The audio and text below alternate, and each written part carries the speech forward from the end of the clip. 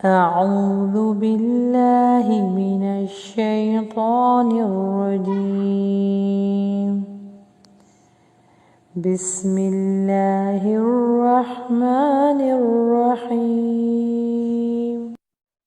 آج انشاءاللہ سورہ کہف کی ہم آیت نمبر 7 کی تجوید اور اس کو جو ہم حفظ کر رہے ہیں اس کا طریقہ بھی دیکھیں گے، اور ایک لہجے سے آپ کو بتایا جائے گا تاکہ آپ کو پڑھنے میں اور حفظ کرنے میں آسانی ہو، اور آخر میں اس کا ترجمہ اور تفسیر بھی ہم انشاءاللہ آپ کے ساتھ شیئر کریں گے۔ تو آئیے شروع کرتے ہیں۔ سب سے پہلے تجوید، نا، یہاں پہ غنہ بھی ہوگا، الف مدہ ہے، نا، عل، عین کا مخرج نکلے گا، عل، نا، الف مدہ ہے، لونگ ہوگا، نا، ما، یہاں پہ بھی الف مدہ ہے، لونگ ہوگا، ما، علل، عین کا مخرج لگے گا، علل، اور را کو ہیوی کر کے پڑھیں گے، اور، ضی، زی، یا مدہ لونگ ہوگا، زی، نا، تل، لہا، لی، نب، یہاں پہ باؤنس بیک یعنی قلقلہ ہوگا کیونکہ با کے اوپر جزم ہے، لی نب، لی نب، لو، وا پر ہوٹو کو گول کریں، وا، ہم، ای، یو، ہم، ای تھوڑا سا پریس کریں گے، ای، یو، ہم، یہاں پہ ہا کا مخرج نکلے گا، نو، لا۔ اب حفظ کرتے ہیں، ان جعلنا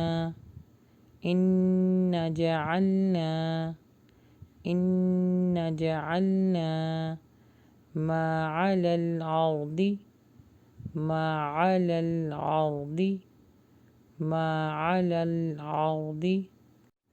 زينة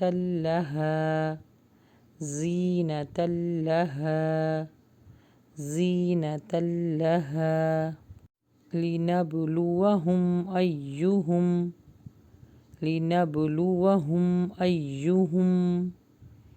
لنبلوهم أيهم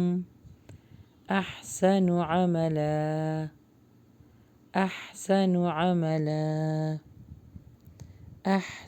عملا۔ اب روانی سے پڑھتے ہیں، إنا جعلنا ما على الأرض زينة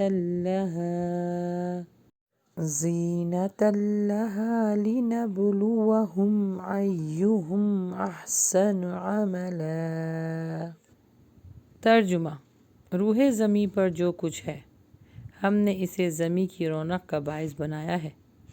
کہ ہم انہیں آزما لیں کہ ان میں سے کون نیک عمل والا ہے۔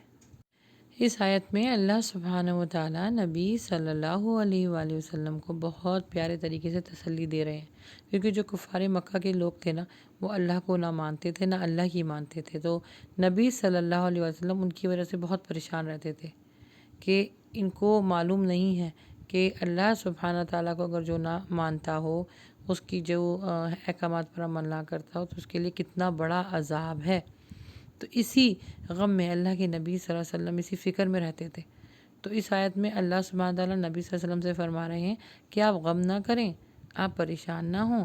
آپ کا کام ہدایت دینا نہیں ہے، آپ کا کام خبردار کرنا ہے، بتانا ہے،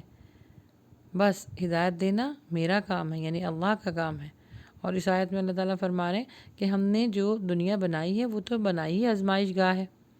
وہاں پہ ہم لوگوں کو آزمائیں گے کہ کون نیک عمل کرتا ہے اور کون بد عمل کرتا ہے۔ جو نیک عمل کرے گا وہ اپنی آخرت بنا رہا ہے، اور جو دنیا میں پڑ جائے گا، جو دنیا کی محبت میں پڑ جائے گا، تو وہ پھر اپنی آخرت کو بگاڑ لے گا۔ اسی لیے اللہ سبحانہ و تعالیٰ نے زمین کو بہت زیادہ بارونق بنایا ہے، اٹریکشن والا بنایا ہے، کہ جو اس سے نکل کر اللہ سبحانہ تعالیٰ کو راضی کرے گا، یا اس میں رہتے ہوئے اللہ سبحانہ تعالیٰ کے احکامات پر عمل کرے گا، نبی صلی اللہ علیہ وسلم کی تعلیمات پر عمل کرے گا، وہی آخرت میں اپنا ٹھکانہ جنت بنائے گا۔ بس اللہ سبحانہ و تعالیٰ ہمیں نیک عمل کرنے کی توفیق عطا فرمائے اور ہم سب سے راضی ہو جائے، آمین۔